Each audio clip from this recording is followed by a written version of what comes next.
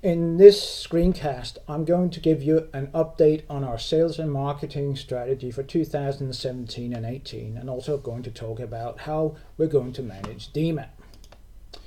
I started off asking myself, how can we make more money? That is a glaringly obvious question that we often ask ourselves in life. But in this case, I put up some additional criteria and constraints. Our workloads cannot increase, and the solutions that we employ must not cost anything more. And the implementation must be simple and intuitive. Now, how to crack that problem? The analysis and the solution was that there is a lot of waste and losses that we can eliminate in our handling of sales, and there's a lot of fine-tuning to our workflows that can be accomplished. Furthermore, we can optimize our sales processes and pitches. In particular, we can preempt and block frequently encountered objections to closing a sale. Moving on, starting off with the sales funnel. Some of you are probably already familiar with the concept of marketing and sales funnels, but what the concept is all about is that out of a potential pool of customers, in this case signified by this cloud up here, you reach out to say 1,000 people. There's no way you're going to land 1,000 contracts, because the people that you interest may not feel it's exactly their need, and you lose people successively down through the stages. But if you reach out and send out 1,000 letters and you land 50 good contracts, that is usually a good process. So it goes down from general branding to marketing through sales, and I'm only going to speak a little bit about the branding and pre-marketing, but that is the activities that we do to generate interest and brand awareness about our magazine, like being at dive shows, sending out newsletters and stuff, so people are aware that we're here and what we do. A little bit further down, we try to catch retain these people in the funnel by performing various marketing activities. In our case, I will here on the left side, I will discuss some of the losses that we're having in this whole process, sending the people down the funnel. And this is why I've sort of drawn it as a leaky funnel, because these leaks are something that we could and should and can, with very small means, methods and forethought, prevent from happening. What I have listed here on the left side are just sort of a few reasons. That it's not by any way complete or prioritized or stacked in order. It's just to give you sort of a few ideas. For example, and most notably, that our content marketing is often not conducted properly, if at all. We produce a lot of very nice articles, stunning issues, and we could indeed sell a lot more advertising and get more revenue if only we reach out to the operators well ahead of time, giving the sales spiel letters and whatnot. It is a concept that has worked in the past, landed us good ongoing clients as well, so it's a shame and a waste that we don't do it consistently. Insufficient and incomplete research, say prior to a marketing campaign, content marketing, or going to shows, having incomplete contacts list in our CRM system like SuperOffice is another loss that we can easily avoid. It just takes a little bit of preparation and research to make sure that we got the contact list in-house and updated. When we rein in people, land them in marketing, arouse some interest, there's another set of leaks that evolve around not following up properly, not handling things timely, banal things like going back from expos with a deck of business cards, following up, not following that process through to the end. And the inexcusable, in my mind, is that we hand things out around between us and then forgetting about it, or not having a mechanism in place so when each of us are busy that we can take turns helping one another to keep these sales processes alive and not lost. On a tactical level, when we are dealing with people on shows or in emails, we can make mistakes like going into sales modes too soon, like appearing too pushy, and who likes and pushes salespeople. It's about building up the trust rapport, having a discussion first, things like that.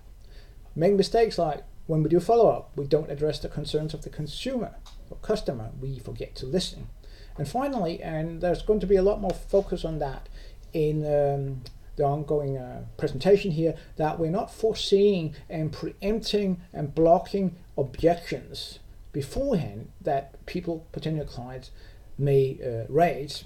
So if we clear all these obstacles, we end down here in the end of the funnel where we can close deals and hopefully get these clients on board. So the next thing we need to speculate about and get to a proper handle on is the retention.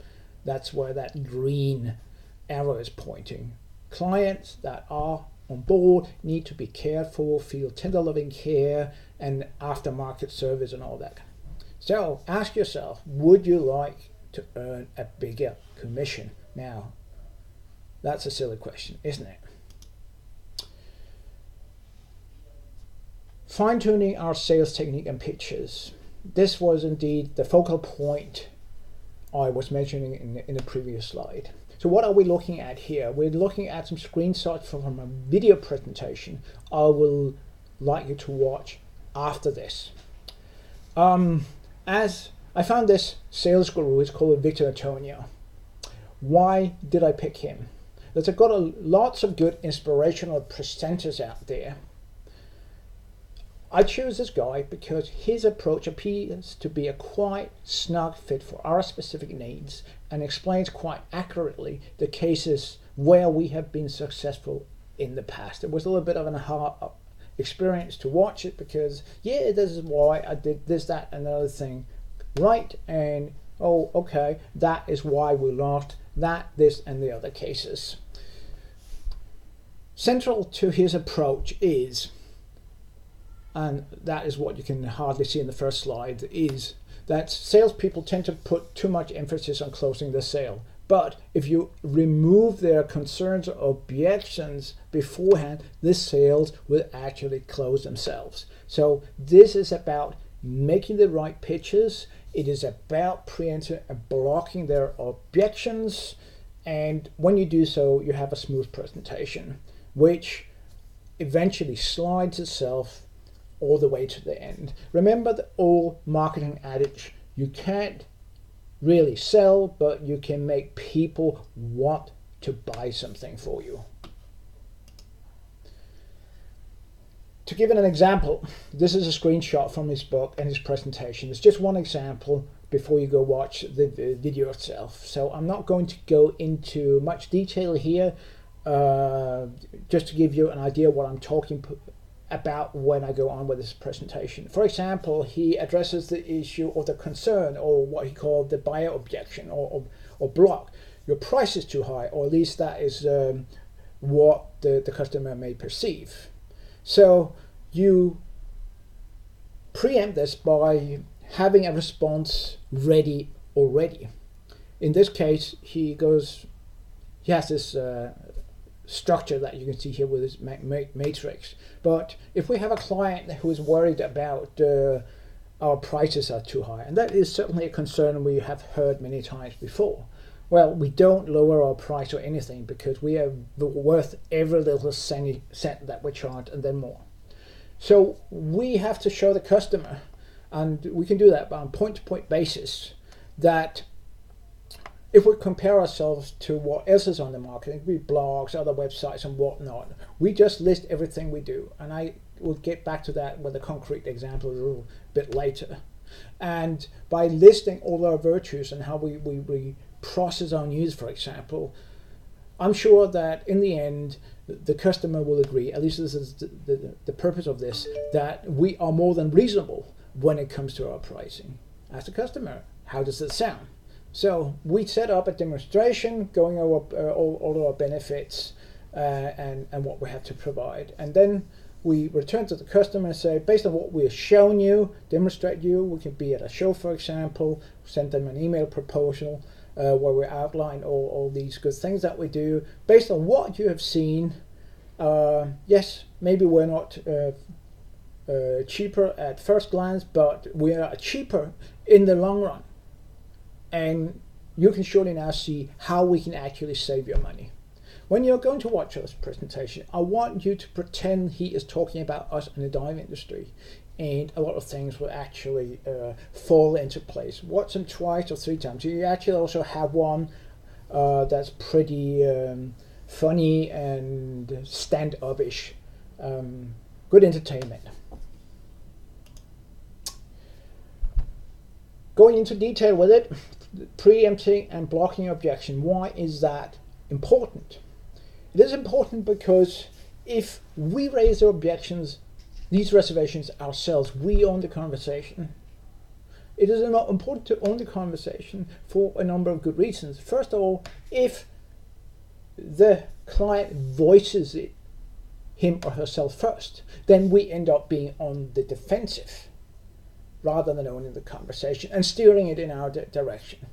Secondly, and that ties into the first point, is psychological research has shown that once people verbalize an objection or a worry, or they get tied into it, it's difficult for them to back out. It helps sort of solidifying a belief.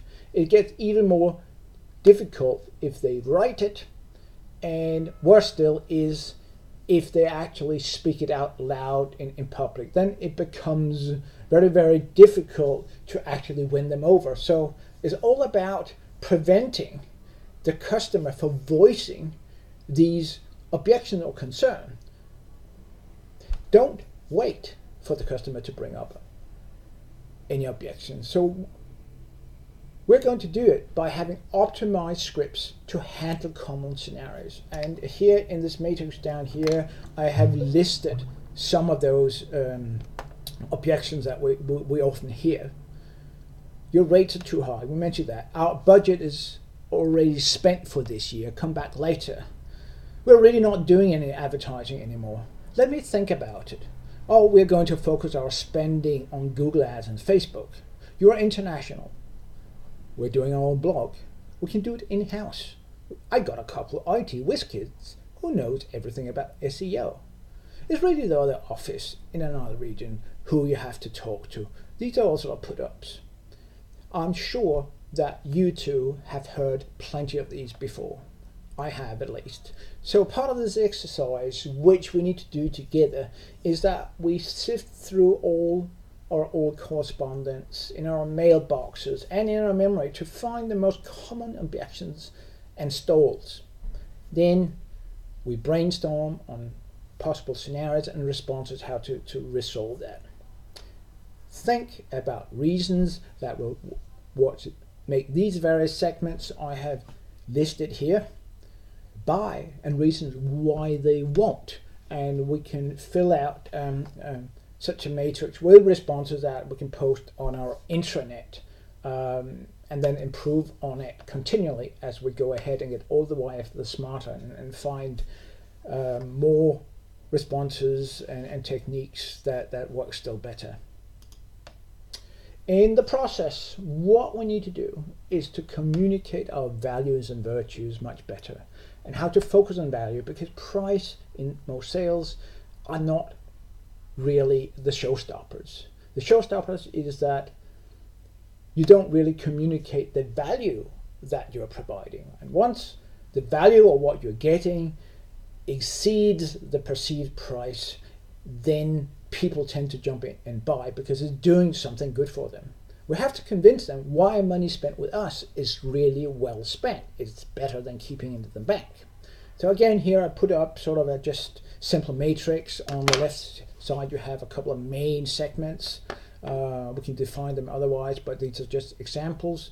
And we have for each segment those who are uninitiated, that is, they don't know us. We have those who know of us. We have those who are well acquainted, and the regulars. For each of these groups, we have a challenge and some tasks at hand. Overarching question is, how do we create and convey the desired first-hand impression? We all know first impressions matter. When we meet people, or we will read an email, an offer, or a letter, or an article, the first 10 seconds, that is where you form your opinion.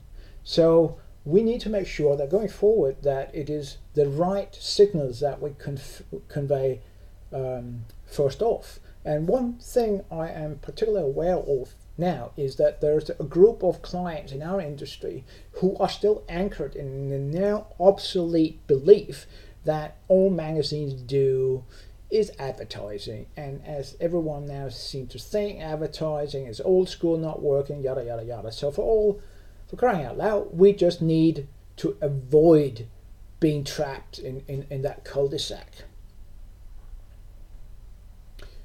In that regard, B, we also need a clear and concise message about our deliverables, which is a fancy new word for advertising and promotionals, content creation and whatnot. Actually what we produce for the client.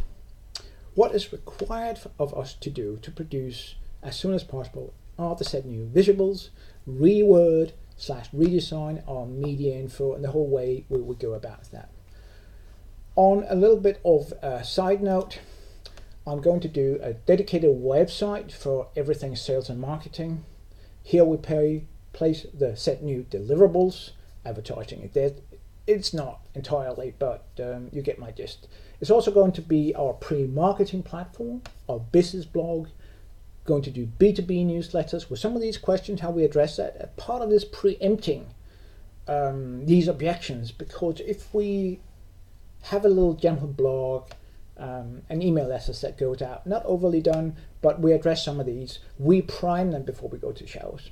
The screenshot you see is from the website. It doesn't really show what it is doing, but you can actually look it up already on that URL. Nobody knows it's there, so it's not really exactly hidden.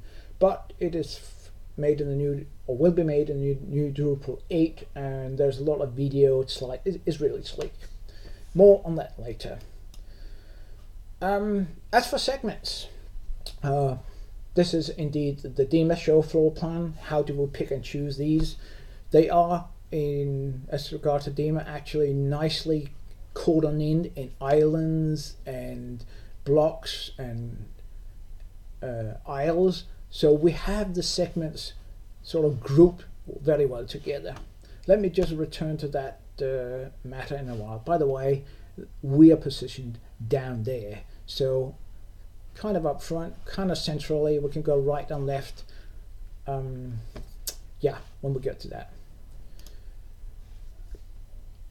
Indeed, valuation of the segments, aka finding out where there's business to made. I'm just going to go over this rather briefly, so don't concern yourself about remembering what I'm saying too much, but it's about making sensible choices how to spend our time.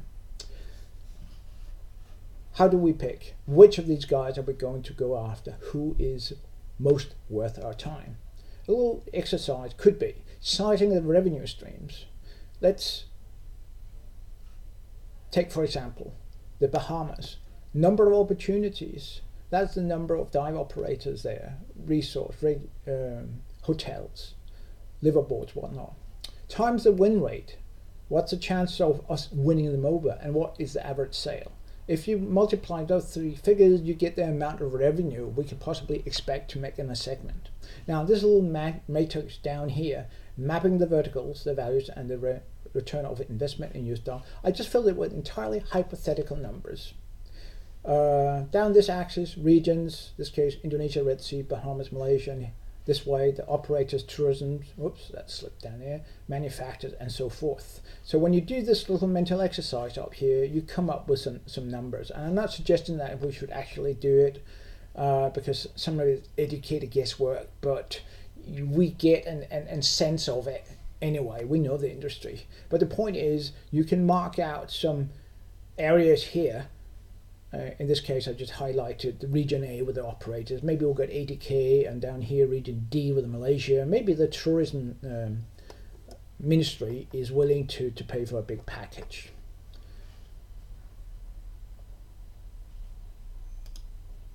Speaking of DEMA show, indeed, this is a more tactical, practical approach. A project timeline. What we have to do to prepare properly for DEMA is first to go over the DEMA exhibitor listing, in which we reconcile and update our SuperOffice CRM with the data in the DEMA's exhibitors list. That little tedium means that it is a little bit of a tedious job. It takes a few hours, so please chime in, help me with it, because I need to watch some football at times as well as you do. Once we have our SuperOffice updated, in the process we have to tag our contacts with DEMA 2017, which is easy. It's just a little checkbox in the system. With that updated, we also have a good look at the DEMA show plan. I already spoke a little bit about that, and we use that to decide which primary and secondary segments to target leading up to and during the expo. Again, bearing in mind we can't do everything, not well anyway. We need to focus on where we can make some revenue, and how do we figure that out? Well, we have to think it out together. That is what this little illustration in the middle signifies. Ideally, I would like us all to sit and brainstorm as some session in beforehand, but since we're so spread thin over so many time zones that we can't really do it in this way, so we have to do it in a virtual way. I'm sure that we can manage. Once we have discussed that, and maybe we just do it step by step, we agree on and define a number of campaigns, angles, pitches, craft some email, form letters, and so forth. Get one going, go on to the next one, and so on. But before we shoot off any campaigns, there's an important detail that we shouldn't forget, that if we're going to target a country, a segment like Bonaire, Bahamas, Indonesia, it is obviously not all of the operators who will visit and or exhibit at DEMA every year. So while we're at it, mailing, reaching out to some of these segments anyway, we need to make sure that we include those others, and we can do so by researching PADI, NAUI, training organizations, registries, and just making sure that our SuperOffice is up to date. So once we have that info, and that ties back to what I spoke about the leaks in the beginning, by performing this to the end thoroughly, not cutting corners, missing anything, we plug our sales and marketing funnel already there, just by being thorough, structured, and consequential in our choices. Once we have everything in our SuperOffice, we can then from then execute mail campaigns from SuperOffice and start calling, following up. What all that it requires is that we communicate internally and have a good plan to exercise. I think I will leave matters at that for the time being. Thank you all for listening, and I look forward to elaborate a little bit on these matters later on. One page I would like you to visit already, for those who have login credentials to our website, please visit xraymag.com/internal. I'm building there a dashboard and intranet, so to speak, with this presentation and a lot of other interesting tidbits, information, how to do policies and whatnot. That's all for me today. Thank you. Talk to you soon. Bye.